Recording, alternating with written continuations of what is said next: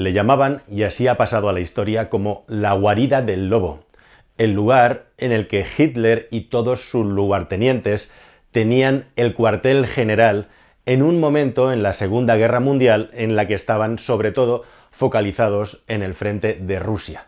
La guarida del lobo era un complejo de edificios, 80 edificios, de los cuales 50 estaban total o parcialmente soterrados. La mayoría eran búnkeres y se ubicaba en un lugar remoto y secreto en Polonia, en territorio ocupado. Y desde ese lugar era donde Hitler dirigía todas las operaciones y toda la maquinaria de guerra, como digo, rodeado de su plana mayor. Y es en ese lugar donde acontece la historia de una persona cualquiera, movida y manejada por los elementos de una manera completamente contra su voluntad, la historia de una persona solamente, pero una historia extraordinaria.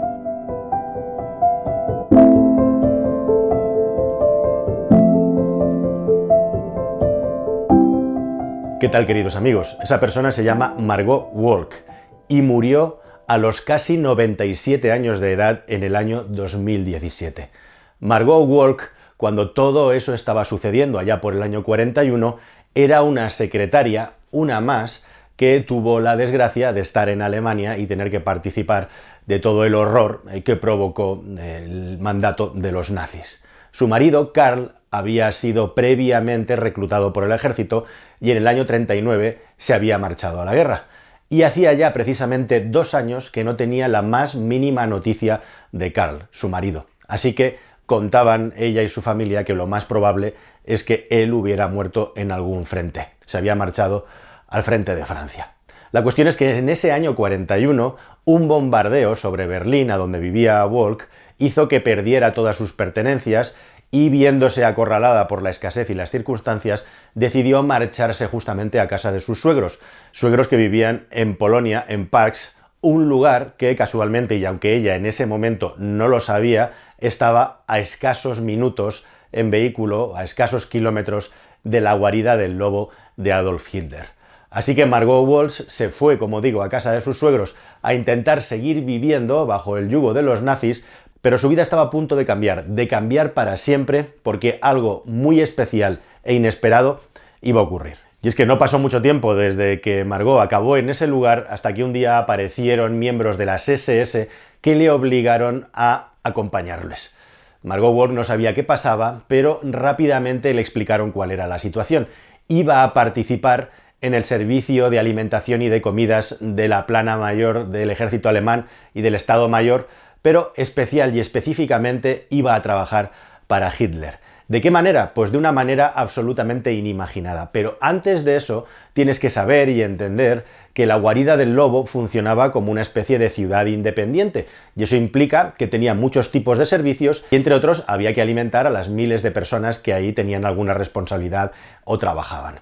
La guarida del lobo estaba llena de zonas rurales, principalmente huertos e igualmente también invernaderos, y algunos de los mejores agricultores y también técnicos y científicos relacionados con la industria agroalimentaria estaban allí suministrando todo el año verduras frescas y los productos de la mayor calidad para que el Führer pudiera comer, pues eso, los alimentos dignos y propios de todo un líder de un imperio como en ese momento era y quería ser Alemania.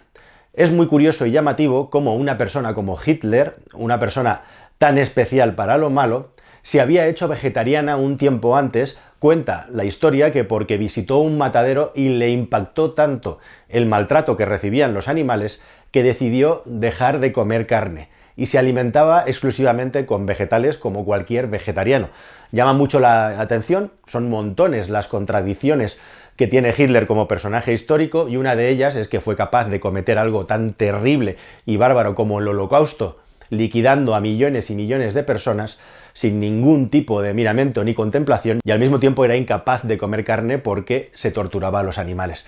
Imposible de entender, ¿verdad? La cuestión es que Margot Wolk formó parte de un cuerpo de mujeres, había desde adolescentes hasta mujeres alrededor de los 30 años. Ella había nacido en el año 17, o sea que en ese momento tenía aproximadamente 24 años, y formó parte de un cuerpo que efectivamente servía al equipo de cocina y de alimentación de Hitler y sus lugartenientes, pero tenían un puesto, un cargo muy especial. Aproximadamente 15 de estas chicas, siempre mujeres, se dedicaban a comer, a catar la comida que posteriormente iba a ingerir el Führer ese día. 3 veces al día. Tenían que comer todas estas verduras, todos estos espárragos frescos, lo que era la dieta habitual de Adolf Hitler, 1 hora antes de que el Führer se sentara a la mesa. Y así un día tras otro cuenta Margot Wolk que lloraban constantemente, primero cuando estaban comiendo, porque no sabían si esa iba a ser la última comida de su vida, y en segundo lugar lloraban de alegría cuando descubrían que no habían sido envenenadas y por lo tanto seguían vivas. Esta tortura duró nada menos que 800 días. Y no está muy claro por qué Hitler eligió que fueran 15 personas al menos que se turnaban en grupos para tomar el primer y el segundo plato, y tampoco por qué eran todas mujeres. Bueno, respecto a por qué eran mujeres es más fácil de explicar, probablemente porque no había hombres disponibles, estaban todos en los frentes de guerra. Y además las agrupaban de tal manera, como digo, que unas tenían que tomar un alimento, otras otra, probablemente también por si alguna tenía algún tipo de inmunidad a los venenos o había alguna conspiración, era más fácil que alguien pudiera caer si se le daba la comida a varias personas que en lugar de dársela a una sola. Así que todos los días estas chicas tenían que pasar por la tortura de comer sin saber si esa iba a ser o no la última comida de su vida.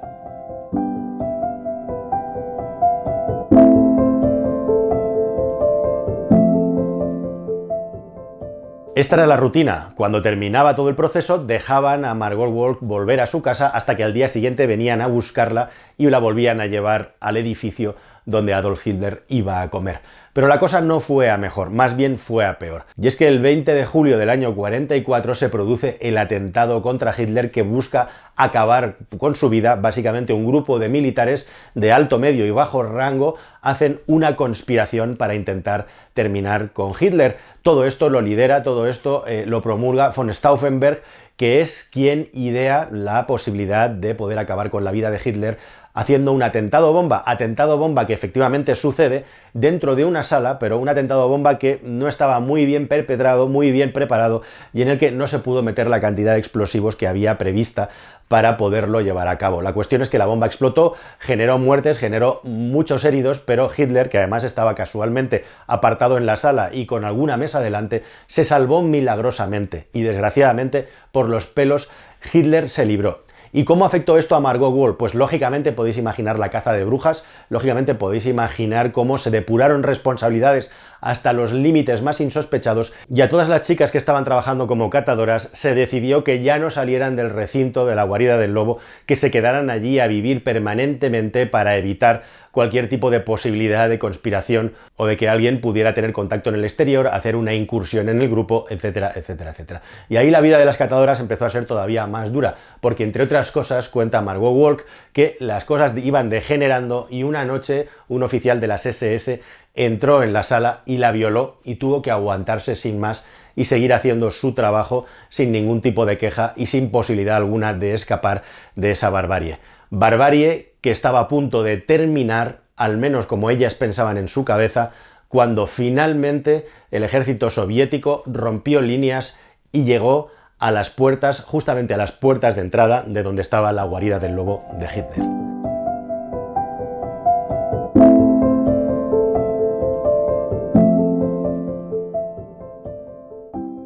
Esto sucede en noviembre del 44 y Hitler lo que hace es huir, replegarse y volver a Berlín.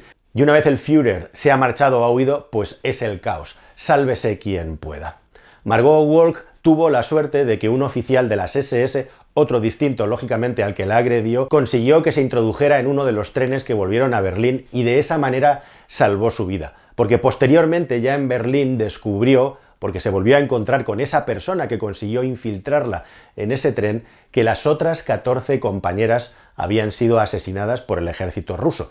Lógicamente los rusos entraron ahí y en otros lugares y arrasaron con todo. Así que lo único bueno que se puede decir de la situación es que Margot Wolk había salvado su vida. Pero lo peor de lo peor estaba por llegar.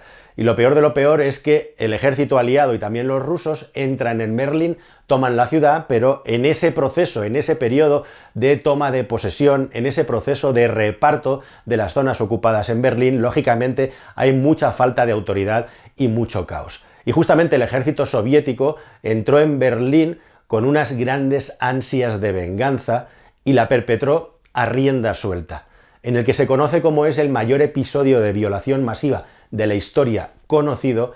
Los rusos se calcula que violaron a 2 millones de mujeres, muchas de ellas alemanas acabaron igualmente asesinadas después de ser salvajemente violadas y vejadas. La violación, desgraciadamente, es también un arma de guerra, un recurso, y era también una consigna que los rusos tenían consigo mismo para elevar la moral de la tropa de una manera, por supuesto, absolutamente sanguinaria e inhumana, e igualmente para infligir el mismo o duplicado el daño que los alemanes habían infligido previamente en sus campañas de incursión en el territorio ruso. Desgraciadamente, Margot Wolk fue víctima de estas violaciones y, según ella misma contó en su biografía, durante 15 días estuvieron vejándola y violándola hasta tal punto que perdió la posibilidad de tener hijos por las secuelas que tuvo por todo este maltrato.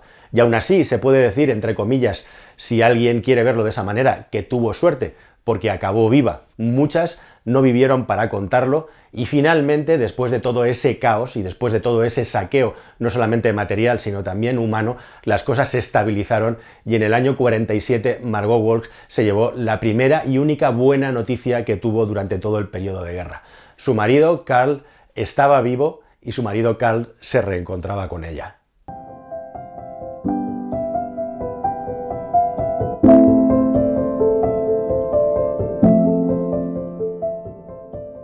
Bueno, fijaos si era extraño particular Adolf Hitler, que precisamente por el hecho de ser vegetariano parece ser que tenía muchas flatulencias y tomaba más de 15 pastillas al día para evitarlo de todo tipo. Hitler además era una especie de drogadicto, de yonki, al igual que otros muchos de su plana mayor que utilizaban todo tipo de drogas para sobrevivir, y Hitler igualmente se suicidó y previamente a eso, para probar el veneno y que funcionaba bien, lo utilizó con su perro pastor alemán que previamente le habían regalado cuando era joven y al no poder mantenerlo lo donó a alguien y ese perro acabó volviendo a su lado, cosa que impresionó mucho a Adolf Hitler y empezó a darle esa sensibilidad que tenía sí con los alemanes. La cuestión es que se había acabado la Segunda Guerra Mundial, Hitler ya no existía y Margot Wolk todavía pudo tener una vida feliz y fue reconstruyendo poco a poco su vida junto a su marido Karl hasta el año 80, en el que su marido muere. Y lo más impresionante y llamativo de todo es que Margot Wolk muere nada menos que a los 97 años de edad, después de todas las penalidades